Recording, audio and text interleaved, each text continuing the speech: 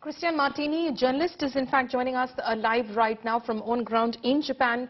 Christian is, of course, en route to Nara city where this incident took place, this very shocking incident. Christian, we heard from the Prime Minister, of course, there addressing the media and giving them the latest update on former Prime Minister Shinzo Abe's health and, of course, the investigation that is currently underway. What is it that you can tell us in terms of the investigation which is currently underway, because the gunman is in police custody? I'm not sure about the official investigation, but there's already another investigation, parallel investigation going on through the media at the moment, especially via Twitter. So before even the investigator got hold of it, the netizens on Twitter could see the weapon and the so-called shotgun that the perpetrator was carrying.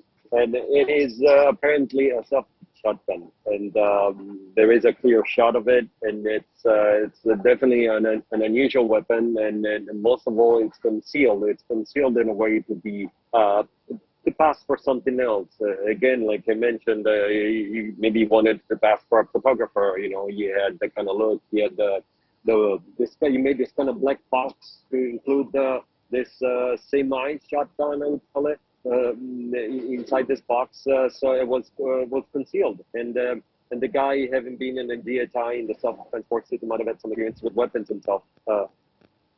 Yeah, can you hear me? Yes, of course. Go on, Christian. We can. Yeah. Okay. So so what we know, it's with the investigations, it's true. You could call it two separate investigations. From what we've seen online, definitely this is a lone assassin. It's what it is. If it's actually an self-made weapon, we were speculating before about the fact that in Japan it's really hard to get a weapon unless it's for hunting. And if this is what they call it, some sort of self-made weapon, even used for hunting, sometimes might be. But it's definitely something unusual, something unorthodox, and this guy probably had the knowledge to put it all together. And one other thing is, it's a strange thing that the guy being in the military, he might have been discharged from the military for some sort of reason. I'm just speculating because it's quite. Hard to think of somebody in the GHI to be usually to be against the. Yeah, sorry, I got the police here. They don't want me to speak at the moment. You know, you are, of course, Christian, mentioning about the assailant over there, of course. So we're showing images of him being taken down by the security personnel on ground after, of course, he shot at former Prime Minister Shinzo Abe. Images of him earlier just mingling with the crowd, just standing with the crowd, looking like a local who's probably just present there listening to the speech, waiting for the Prime Minister, the former Prime Minister, to, of course, make his campaign speech. But you're, of course, talking about the weapon, which you, of course, are describing as unusual, unorthodox as well. Any sort of details emerging from the investigating agencies at the moment about the weapon? Was it licensed? Was it unlicensed? How did he get a hold of that weapon? Because it's not very difficult. It's not very easy, I beg your pardon, to get hold of a weapon of that nature, of course, in Japan. Though, of course, like you said, it could be used for hunting purposes. Yes.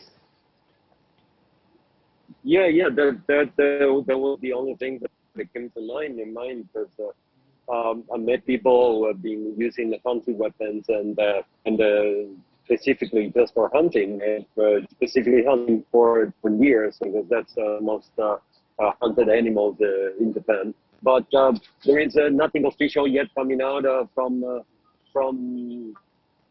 sources, from the police, about anything particular about this weapon. But the pictures shows it clearly. I mean, there's a clear shot on Twitter, and it looks like being put together with Scotch tape. It just looks like pieces of metal put together. It's very, very unusual, very, very strange, and that may confirm even more the hypothesis of this guy not being too much being pulled down by the security here. So it probably reinforces the suggestion that this guy might be a lonely shooter, somebody who had his own plan and he had his own fantasy. And again, why was he not in the GTI anymore? Was he discharged from the GTI? What was the reason? I mean, this is all stuff that we need to see. Again, Abe being a conservative, you wouldn't call him to be an anti-army guy. As a matter of fact, he's the guy who's prime minister who tried to push for the change of the constitution in a sense for Japan to be more self-independent in that direction, and he's been trying to and he's never been able to actually because he had a lot of a push from the other parties. So you couldn't really call Prime Minister Abe somebody who's not a friend of the army in this sense. So we don't know. We'll have to wait, and I'm sure that more news will come as the hours pass here.